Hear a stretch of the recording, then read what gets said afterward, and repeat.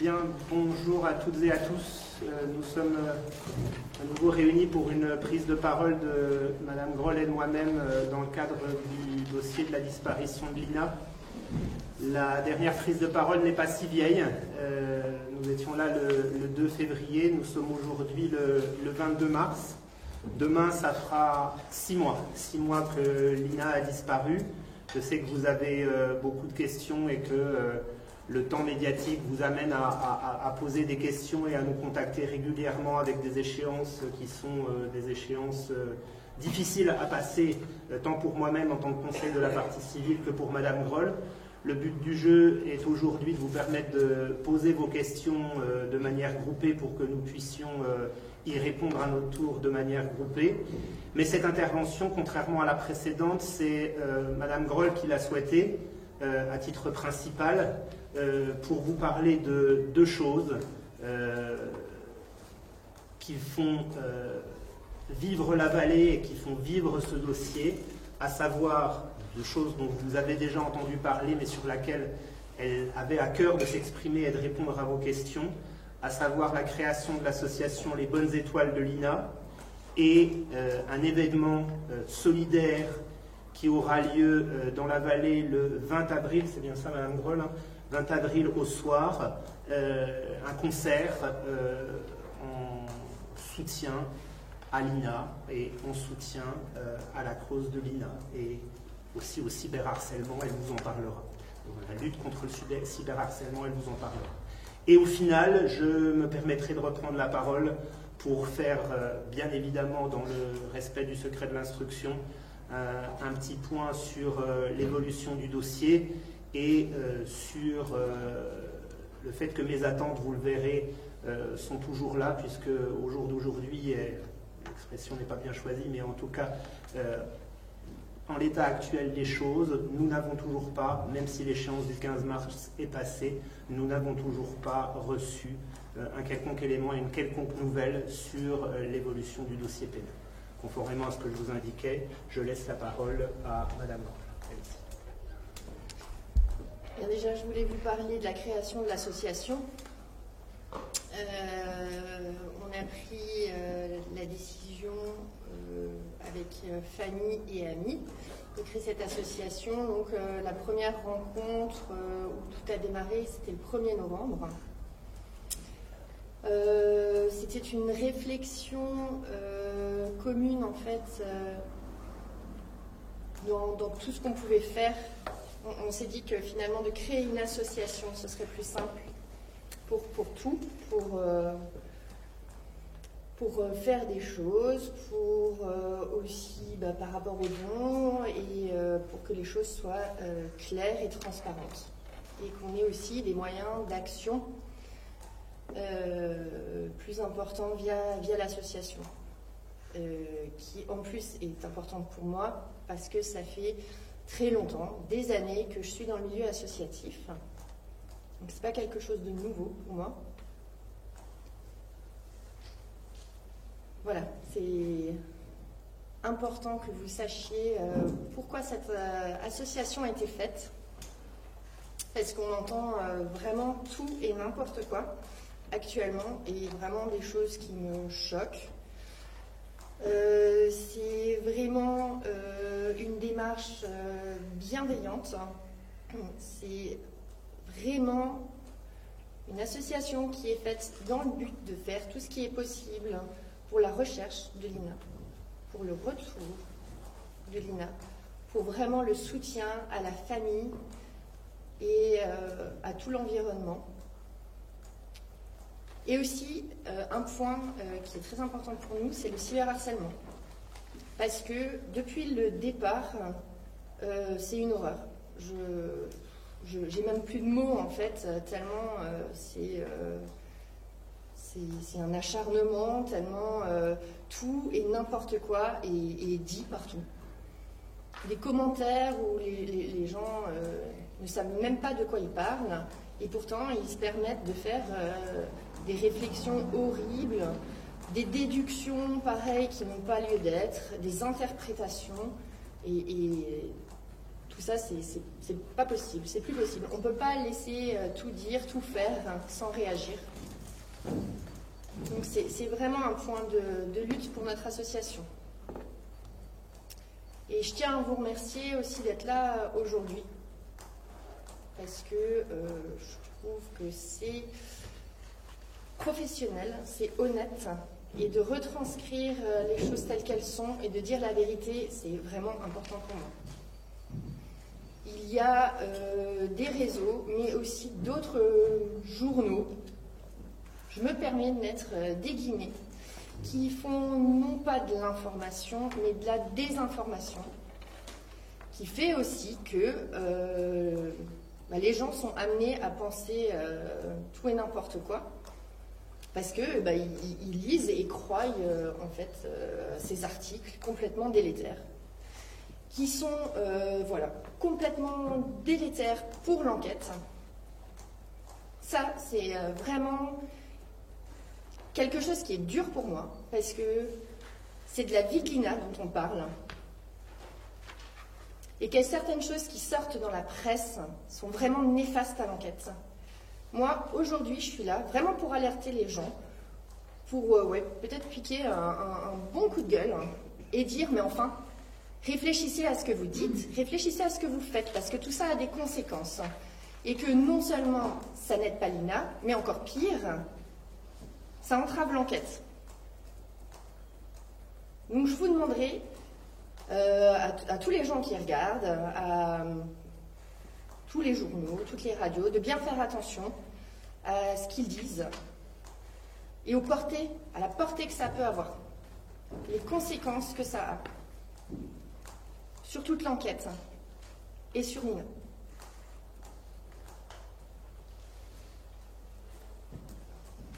Du concert. Voilà. Un exemple de ces actions dont vous parliez. Voilà, tout à fait. Le concert. Alors le concert, l'idée est partie du groupe Why Not. Il se trouve qu'en fait, l'épouse d'un des membres du groupe est une amie à moi, qui était déjà intervenue au début de la disparition de Lina, en nous emmenant des repas. Quand ils ont appris la création de l'association, les Why Not ont proposé bénévolement leur intervention, c'est-à-dire ils nous ont proposé un concert bénévole où tous les bénéfices seraient reversés à l'association. C'est vraiment une démarche solidaire, une démarche bienveillante, et je les en remercie. Ça a été immédiatement déjà un grand oui, parce que c'est une belle action. Ça nous permet vraiment d'être dans une dynamique où on fait quelque chose pour l'INA, où on parle de l'INA. Où elle peut entendre également où elle peut, ce qu'on fait pour elle. J'espère, entendre et aussi rendre attentifs les gens. C'est à savoir que si on est 6 mois plus tard maintenant, si quelqu'un se souvient de quoi que ce soit, a oublié de dire quelque chose, un détail, eh bien, il faut le dire. Il n'est jamais trop tard pour bien faire. Alors vraiment, j'encourage toutes les personnes qui ont des choses à dire, à témoigner, des choses peut-être qu'ils ne se souvenaient pas, peu importe. Le moindre indice est bon à prendre, en fait.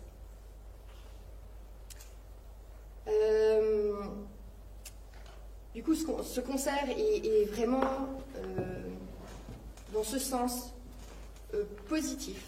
C'est une solidarité qui touche toute la vallée et qui touche aussi plein de gens partout en France. J'ai des retours, des messages de soutien de gens d'un peu partout. Tu as donné la date et le lieu précis pour... Le concert aura lieu le 20 avril à la salle des fêtes de Plaine. Voilà. Ce sera à partir de 19h30, je crois. Voilà. C'est vraiment important de dire que tous les gens qui viendront seront là pour passer un moment de soutien, de bienveillance, de solidarité pour l'association, pour l'INA. Et je tiens vraiment à ce que ce soit le point d'ordre de la soirée. C'est un choix, ce que vous disiez. C'est un choix. Voilà, on va. Voilà, j'en profite pour rebondir là-dessus, puisque j'ai entendu dire que c'était genre un coup monté avec les gendarmes pour essayer de voir des choses, ce qui n'est absolument pas le cas. Donc, comme je vous l'ai expliqué, ce concert est parti vraiment d'une bonne action, d'une volonté de tout le monde de faire quelque chose de bien. Et en aucun cas, il n'a été question de l'intervention des gendarmes. C'est quelque chose dont l'association ainsi que le groupe Why Not a parlé. On en a discuté lors de notre dernière réunion. Et il a été bien dit et clairement qu'il n'y aurait pas d'intervention de gendarmes. Ce n'est pas le but du concert.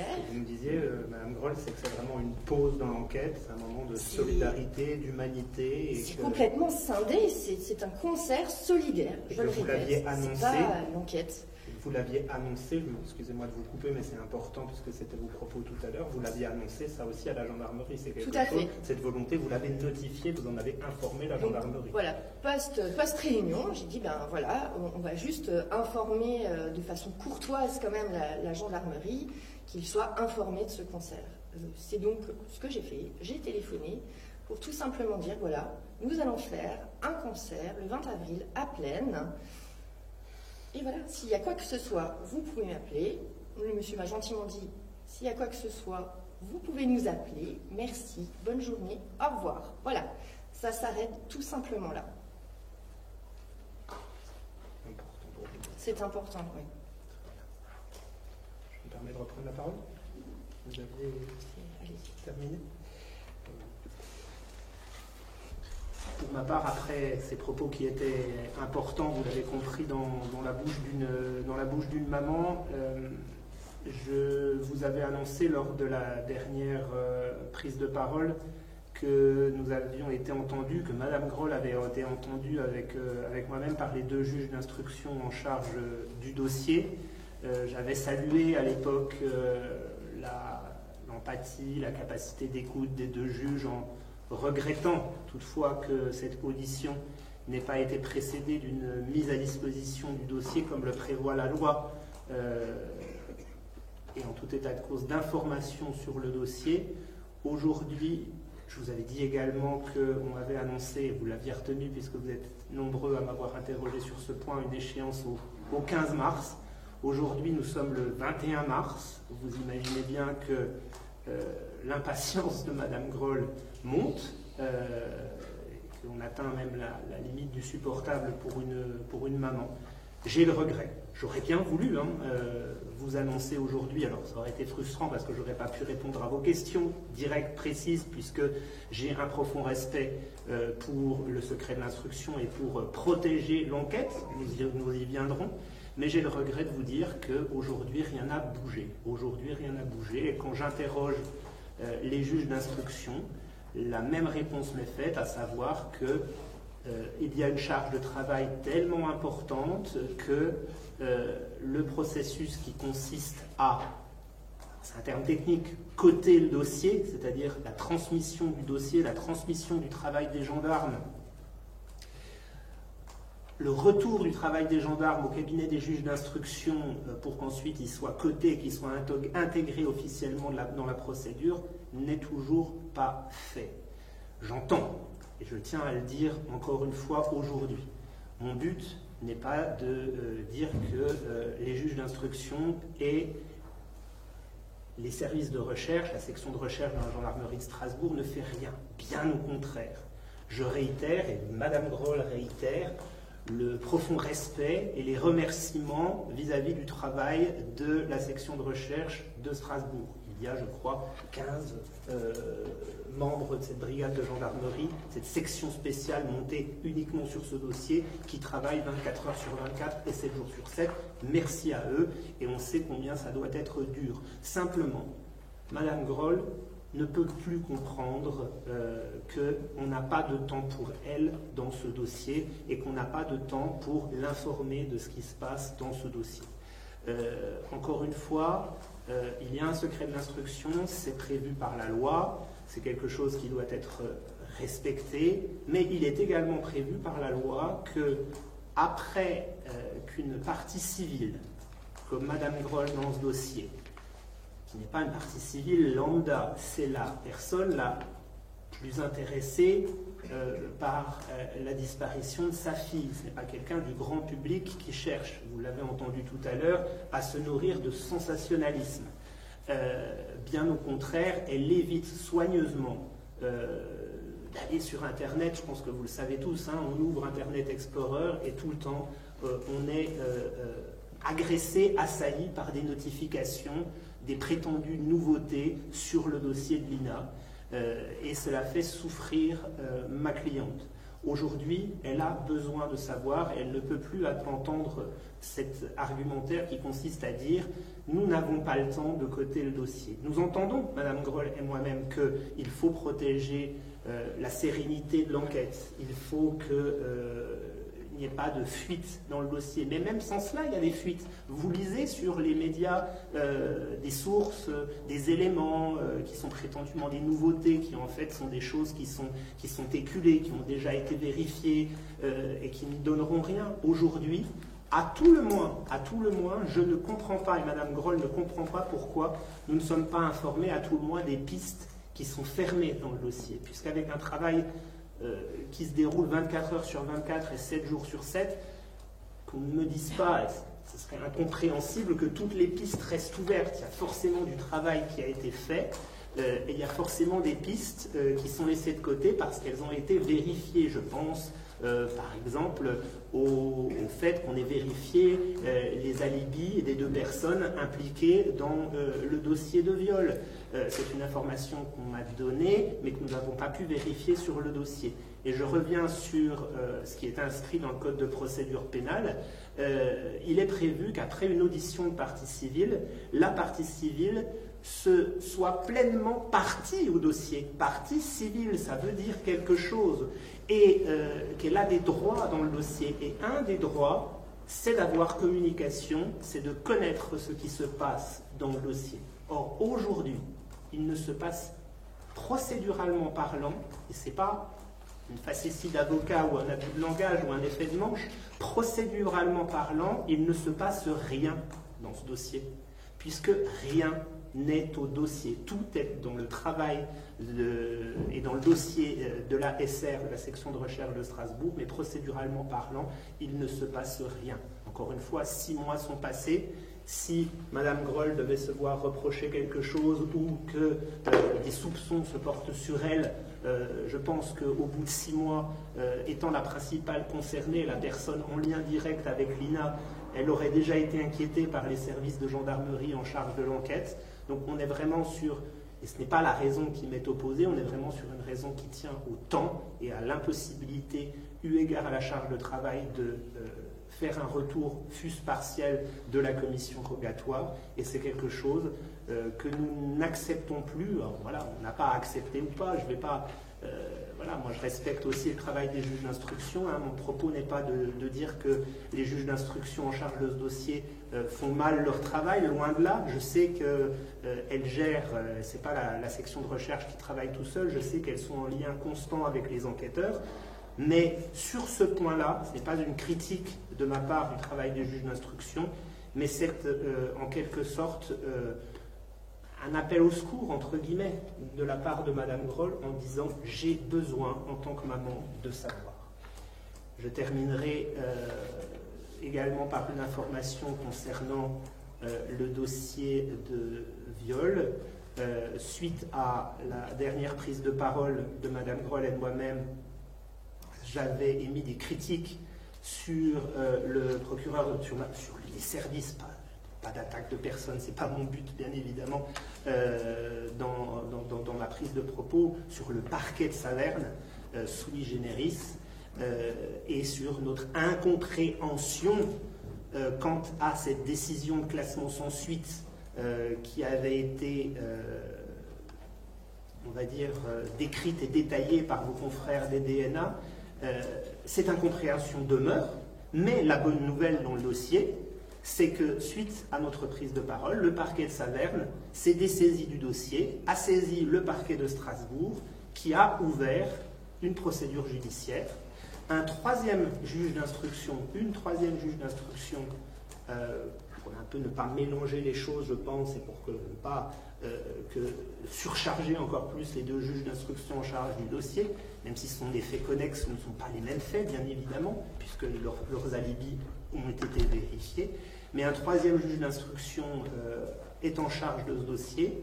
L'information que je vous donne, bien évidemment, je ne rentrerai pas dans les détails de ce dossier, par respect, je vous l'ai dit, pour le secret de l'instruction, c'est que Mme Groll a été entendue d'ores et déjà de par ce juge d'instruction et que nous tenons à également la remercier pour vraiment le plus parfait accueil qui nous a été fait.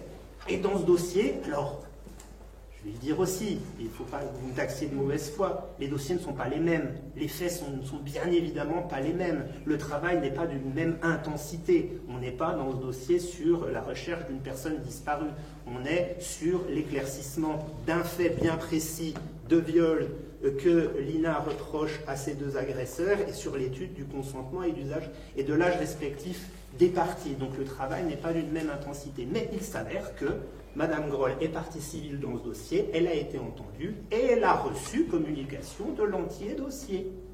Encore une fois, comparaison n'est pas raison parce que les dossiers ne sont pas les mêmes, mais ça fait d'autant plus souffrir Madame Groll de dire que voilà, dans ce dossier-là, il y a une communication du dossier, alors que dans l'autre, voilà, on a fait preuve de patience, mais on nous a dit 1 mois, on nous a dit 2 mois, on nous a dit le 15 mars, le 15 mars est là, on ne voit toujours rien venir.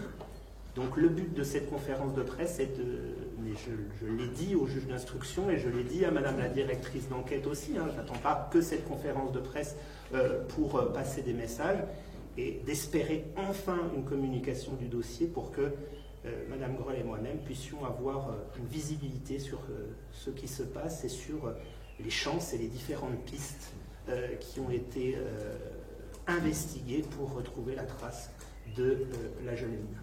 Voilà, c'était pour ma part la fin de ce qu'on avait à vous dire l'une et l'autre. On va, comme usuellement, et parce que je vous avais dit que cette prise de parole était là aussi pour répondre aux questions que vous aviez de façon groupée sur une unité de temps et de lieu. Je crois qu'il y a 2 micros qui sont dans la salle pour qu'on vous entende. Donc on est à votre disposition pour répondre à vos questions. Je crois qu'il faut juste le petit bouton rouge. Ouais, c'est bon.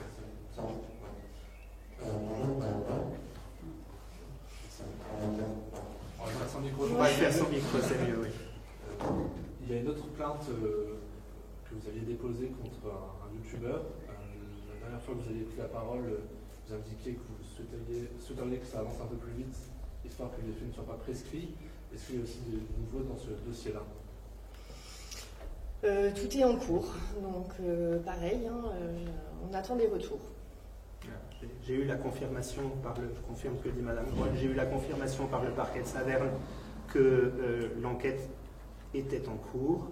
Il y a un temps très court, vous le savez, de la prescription, donc là c'est vraiment des choses où il est compliqué. Quand l'enquête est en cours, il faut laisser travailler le parquet de Saverne. Donc voilà, on attend sur ce dossier, mais a priori c'est en cours. Madame Groll, j'aimerais revenir sur le cyberharcèlement dont vous nous avez parlé au début. Vous nous avez dit évidemment qu'il y a beaucoup de choses qui vous avez choqué. Quel type de remarques vous ont le plus surprise ou choqué? Qu'est-ce qui est le plus inadmissible pour vous dans ce qu'il y a pu se dire sur Internet? Franchement, faire le tri dans tout, je peux pas. Il y a eu tellement de choses, il y a tellement de choses. Et mais maintenant, la différence, c'est qu'il y a plein de gens qui commencent aussi à être outrés par ce qui se passe. Même vous, quand vous êtes arrivé, voilà, vous me faites la réflexion. Et comme vous, il y a plein de gens qui me contactent. Je vais vous donner un exemple. Samedi soir, une dame me téléphone du bar pour me dire, écoutez madame, je vous appelle, pas pour vous embêter, mais juste pour vous dire que je suis terriblement choquée. Je ne comprends pas comment c'est possible. Comment ça peut arriver? Comment peut-on en être là? Comment certaines choses peuvent-elles sortir dans la presse? Et elle me dit, voilà, moi j'ai prévenu les gendarmes, ils peuvent rien faire. J'ai recontacté encore Strasbourg, ils peuvent rien faire. Donc je vais faire des mails directement dans le journal. Elle me dit, madame, j'arrêterai pas de faire des mails parce que je suis maman et que c'est inadmissible. Je ne peux pas laisser faire. Voilà. Je suis franchement contente qu'aujourd'hui les gens ouvrent les yeux et me fassent ces retours. Vraiment. Je pense qu'il y a des gens qui ouvrent les yeux quand même et qui se rendent compte des choses. Et ça, c'est... Je confirme également, ces réactions de solidarité sont vraiment salutaires et elles font du bien. Moi, je n'ai pas eu le temps de leur répondre encore, mais s'ils m'entendent, je les en remercie par votre intermédiaire. Il y a un confrère honoraire, un confrère à la retraite du centre de la France qui m'a fait part de sa solidarité et aussi de son incompréhension sur ce qui se passait dans la presse. Il y a un ou deux particuliers qui m'ont aussi écrit. Face à la manne et la masse de gens qui commentent sans rien dire, sans rien savoir, il y a aussi beaucoup de gens qui font œuvre de solidarité et c'est aussi grâce à des actions comme celle que Mme Groll vous a décrite qu'on veut entretenir et on veut encourager ces actions de solidarité. Il y a encore des théories qui circulent, comme on a pu le voir avec le youtubeur. Il y a encore, excusez-moi, je ne suis pas ce genre de je vous pose des questions, mais il y a encore ce genre de théories qui circulent, des gens qui se mêlent de l'enquête, c'est ça? Oui. Ah oui. Oui, des commentaires complètement désobligeants, des gens...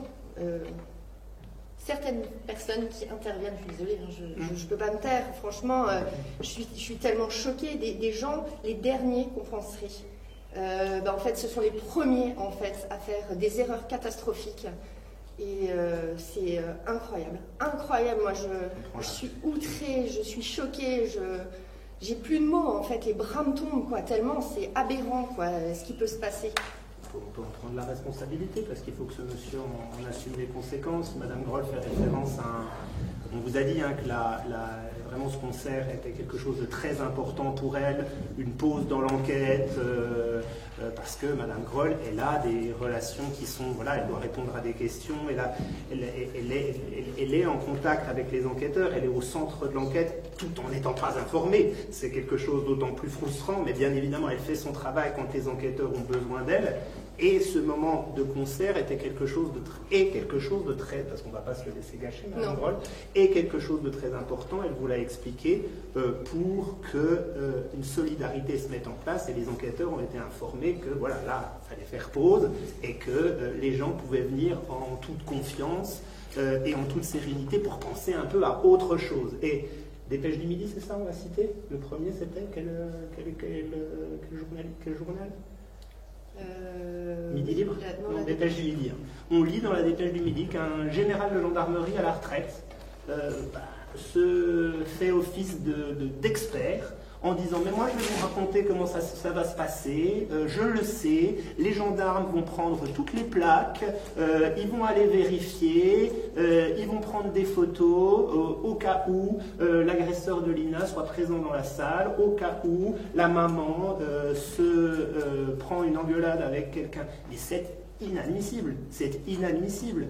Madame Groll et moi-même avons appelé immédiatement la rédaction en chef de ce journal. Je tiens à dire que cet article a été immédiatement retiré. Je tiens à dire que le rédacteur en chef m'a appelé personnellement pour présenter ses excuses à Madame Groll ainsi qu'à moi-même, et surtout à Lina, on va dire, la principale intéressée. Mais vous imaginez le préjudice que Madame Groll subit et vous mentionnez quel type d'harcèlement. Alors, c'est pas du harcèlement, mais c'est des gens qui ne savent pas, qui ne connaissent rien. Et parce qu'ils sont experts, parce qu'ils sont colonels de gendarmerie à la retraite, eh bien, ils se permettent de prendre la parole. J'espère très sincèrement que ce monsieur, à chaque fois qu'il se regarde dans un miroir, il a vraiment honte de lui. Honte de ce qu'il a fait, honte de ce qu'il a dit. Vraiment, vraiment. Parce qu'il sait forcément qu'il a entravé l'enquête. Il a entravé une enquête judiciaire en cours. Il met en danger Lina, et ça, je ne pardonne pas. Je ne passerai pas. Et s'il faut parler directement avec ce monsieur, je le ferai. Et surtout, il vous a gâché un moment. Voilà, il a parlé. Oui, non, mais il a parlé sans rien dire. C'est pas possible. Il a parlé sans savoir. Voilà pour un exemple qui a choqué Madame Groll récemment. Et qui m'a choquée et qui a choqué énormément de gens. Parce que, en fait, c'est venu à mes oreilles parce que des gens ont été choqués. Et qu'en fait, ils m'ont envoyé des liens d'articles, ils m'ont envoyé des captures d'écran, ils m'ont dit mais enfin, c'est pas possible, quoi. Sur le fait que vous n'ayez pas encore accès au dossier, on vous dit que c'est uniquement un problème matériel, à savoir justement que le dossier n'est pas à côté. On ne peut pas vous tenir informé par téléphone, vous recevoir justement pour vous mettre à jour. Alors, procéduralement parlant, les juges d'instruction ne sont pas non plus au service des avocats de la défense. C'est-à-dire que c'est pour ça, justement, qu'il est prévu l'accès au dossier pour une partie civile. Alors, à l'époque, c'était la version papier, il y a quelques années, où on allait au greffe et on ressortait avec des ramettes de papier et qu'on avait les versions papier des dossiers. Maintenant, c'est des versions numérisées. Il y a un système de lien entre les juridictions et les avocats où on nous envoie les dossiers par version numérisée et tranquillement, au sein de mon cabinet d'avocat, Madame Groll aurait pu consulter avec moi ce dossier. La seule réponse qu'on me fait, c'est « il y a trop de travail ». Et je ne le conteste pas, c'est ce que j'ai dit tout à l'heure. Il y a trop de travail et l'intensité de travail est trop importante pour que ce dossier passe de la section de recherche de la gendarmerie au cabinet du juge d'instruction. C'est pour ça que je vous disais, et je le répète encore une fois cette expression, procéduralement parlant, ce dossier, au niveau du cabinet du juge d'instruction, il est vide. Il est vide. Il n'y a rien dans le dossier du juge d'instruction, puisque sinon, je devrais en avoir connaissance. Après, parler avec le juge d'instruction, moi, j'ai pas, encore une fois, j'ai un profond respect pour le travail de ces deux personnes, et j'ai pas à m'imposer dans leur agenda. Elles ont un agenda, elles n'ont pas que ce dossier-là à traiter. Ce dossier-là leur prend énormément de temps. Encore une fois, je les respecte. Je n'ai pas à m'immiscer et à dire voilà, moi, Maître Héroldi, avocat au barreau de Strasbourg, je veux que vous me parliez. Non, la loi prévoit justement un moyen d'information et c'est ce canal-là.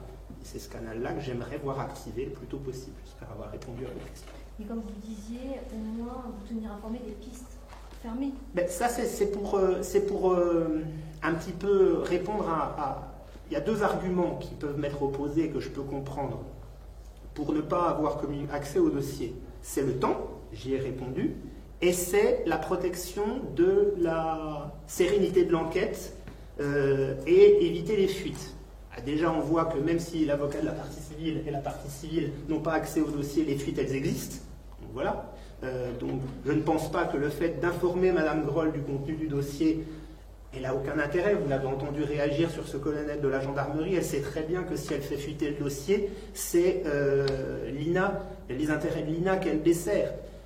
Et quand bien même, s'il y avait cette inquiétude de la part du juge d'instruction, c'est pour ça que je dis au moins les pistes qui sont fermées, puisque les pistes qui sont fermées, qui sont froides, qui sont totalement voilà, hors de propos, au moins la maman saurait qu'on a, plutôt que de se dire, vous l'avez dit la dernière fois, dans sa tête tout tourne, les questions se posent, elle n'arrête pas de se poser des milliards de questions et c'est normal. Moi j'ai un avantage sur elle, c'est que je n'ai pas que ce dossier-là, donc je peux m'aérer la tête et penser à autre chose. Elle, non, c'est le seul dossier, c'est le dossier de sa vie, c'est le dossier de sa fille. Donc elle ne pense qu'à ça. Et donc avoir un accès aux pistes qui seraient fermées permettrait de lui accorder un peu de sérénité pour dire, bon ben voilà, je m'imaginais que c'était peut-être lui ou elle, ça, les enquêteurs, parce qu'encore une fois, on leur fait confiance et il y a un lien très fort de collaboration avec eux. Et si les enquêteurs nous démontrent que ça, ils ont vérifié et que c'est écarté, compléter si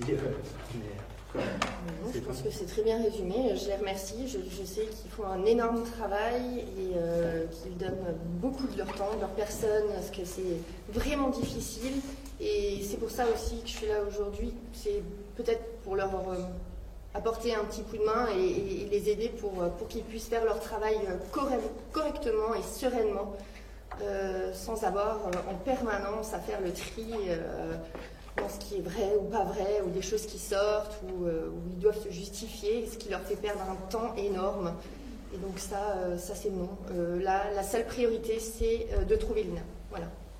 Et donc tout ce qu'on va faire, c'est dans ce but premier. Le reste n'a plus lieu d'être.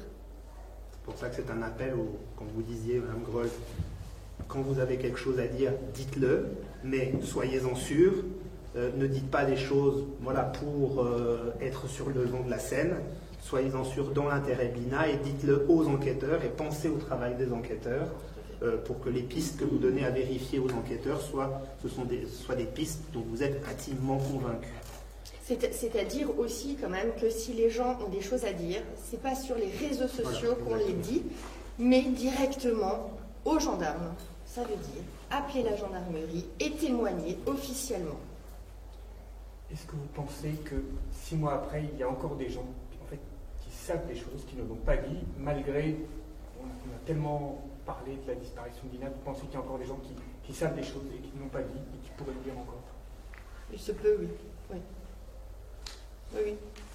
J'en suis sûre. Et quelque chose qui peut revenir, un truc qui nous alerte à un moment donné parce qu'on vit une situation qui va nous rappeler une autre situation à laquelle on n'avait pas du tout pensé et on se dit peut-être c'est trop tard, mais en fait non, c'est pas trop tard, il est toujours temps de le dire.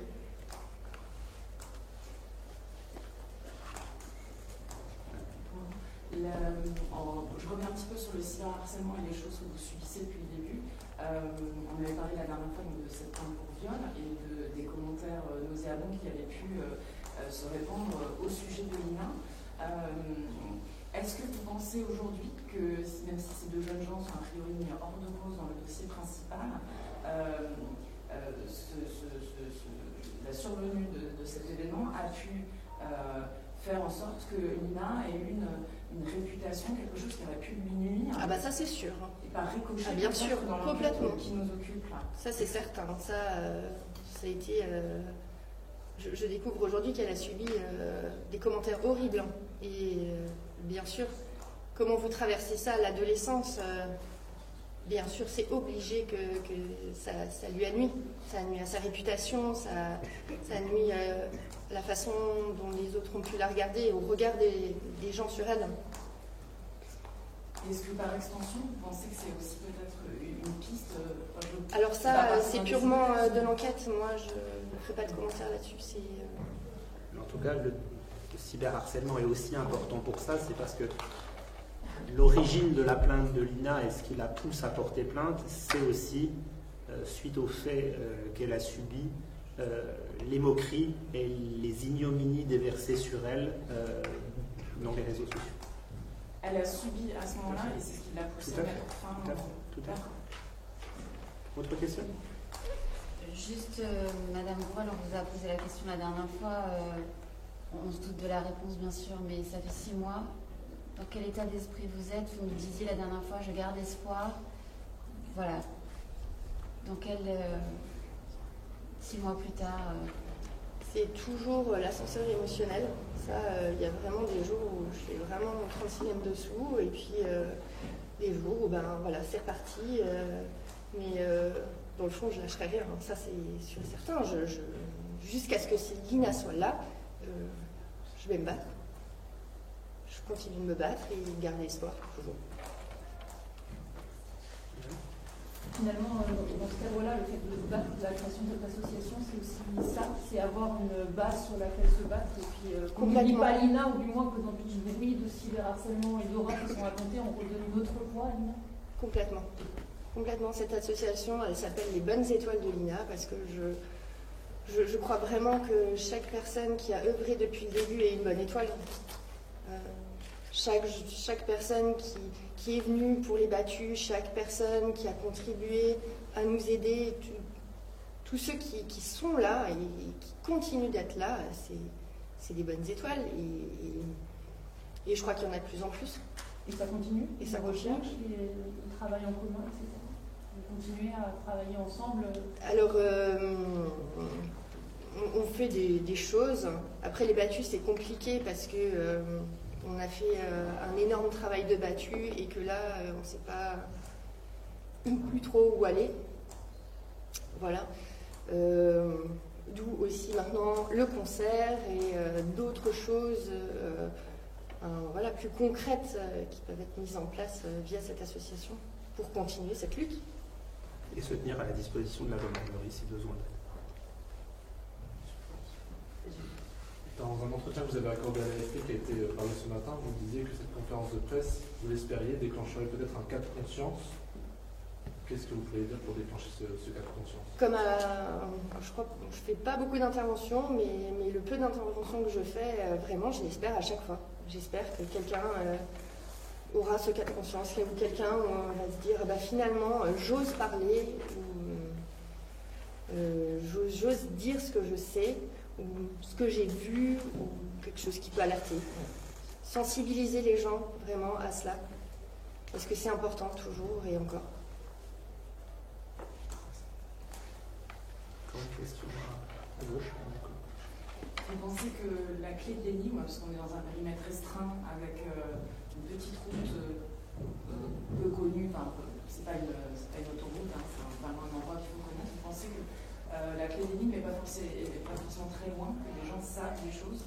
Vous ne croyez pas au coup de pas de chance, voilà, l'inconnu total qui passe par hasard sur cette route?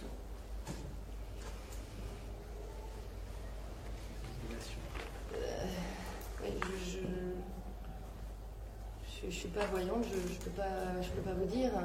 Mais une chose est sûre, c'est que, enfin, je pense que certains d'entre vous sont déjà passés, ont vu. Vous voyez bien que c'est pas un chemin qu'on emprunte comme ça, en fait. Moi, je dis toujours, on n'y passe pas, on y va. On y va pour une bonne raison. C'est pas un chemin de passage, hein. C'est pas une nationale, c'est une toute petite route qui fait que où on se rend chez soi, où on va dans un gîte, où on va chercher des champignons, où on va marcher. C'est un coin qu'on doit quand même un peu connaître pour l'emprunter. J'avais une question. J'imagine que oui, puisque vous nous en parlez, mais la presse est bienvenue au concert du 20 avril. On pourra être là. Alors oui, en fait, j'ai déjà répondu à d'autres de vos confrères. C'est un concert public et toutes les personnes qui veulent être présentes sont les bienvenues. Quand vous disiez que ça vous aiderait pour des actions, concrètement, ça peut être quoi? Par exemple, pour votre association, ça peut vous aider pour quoi, par exemple? Pour alerter, ça c'est une certitude, pour aussi toucher un maximum de population. C'est-à-dire que prévoir d'organiser d'autres événements, d'autres choses, ou une marche, ou d'autres groupes de musique ont déjà pris contact avec l'association pour se proposer, comme les Why Not, de faire d'autres concerts solidaires. Voilà, l'association permet de poursuivre ce genre de choses. Je pose une question de cash. Est-ce que vous avez besoin d'argent? Est-ce qu'on peut faire des dons aussi? Est-ce que c'est ça que vous attendez? Alors, on attend du soutien, on attend aussi une aide financière aussi qui est réelle. On s'en est très vite rendu compte et c'est aussi un peu le démarrage de l'association. Au départ, ma famille s'est cotisée en fait pour m'aider. Tout mon entourage, les bénévoles, voilà, toutes ces personnes, comme dit, sont venues, ont fait les battues, c'est-à-dire aussi se déplacer. Ils n'habitent pas forcément déjà à côté. Ces gens sont venus, ont tourné, c'est-à-dire que l'essence aussi est une réalité, une vraie réalité. On ne va pas tourner autour du pot, même si je sais être solidaire également. Les honoraires d'avocat font partie aussi des frais qu'il faut exposer dans ce dossier-là. Bien évidemment, puisque c'est un dossier de longue haleine. Donc voilà. Oui, tous les frais annexes en fait, dont on ne pense pas, Mais oui, effectivement, il y a l'avocat. Si je dois bouger, voilà, il faut aussi pouvoir. Les repas, au départ, on était des fois une vingtaine de personnes midi et soir à table. C'est une grosse intendance, hein, budget également. Voilà, si on peut avoir plein de personnes bénévoles qui aident via l'association et avoir une aide financière de l'association pour pouvoir conjuguer tout ça et avancer plus facilement, oui, c'est une bonne raison. Parce que de manière très concrète, il y a des frais d'adhésion à l'association, alors c'est ça? Alors on a demandé 5 € d'adhésion pour que ce soit accessible à tous ceux qui veulent. En fait. Voilà. L'association sera partie civile également? Nous ne l'envisageons pas pour l'instant, on ne va pas mélanger les choses. La partie civile, c'est Madame Groll. L'association ne sert pas à ça pour l'instant. Encore une question sur la gauche. Je reviens un petit peu sur un élément d'enquête que vous me parce qu'il avait évoqué dans un reportage télé. C'est le vol consécutif 2 fois de la moto de Lina à l'intérieur de votre garage. Est-ce que c'est quelque chose que vous liez éventuellement j'imagine qu'il n'y avait pas eu de prise d'empreinte ou d'enquête approfondie. Hein. Est-ce que c'est quelque chose que vous liez éventuellement à l'image qui se serait poursuivi là, ou pour vous n'en faites pas? Je ne sais pas, j'attends le retour dans le dossier d'instruction. En fait, je peux. Voilà, ça fait pas vous répondre, en fait. Ça fait partie de la frustration, des pistes qu'on livre. Peut-être que. C'est l'exemple type, madame. Peut-être qu'il y a eu une investigation et que cette piste est fermée, mais comme nous n'avons pas accès au dossier d'instruction, nous sommes dans l'incertitude. Voilà. Est-ce qu'on a fait le tour des questions? Bien. Écoutez, merci beaucoup à toutes et à tous.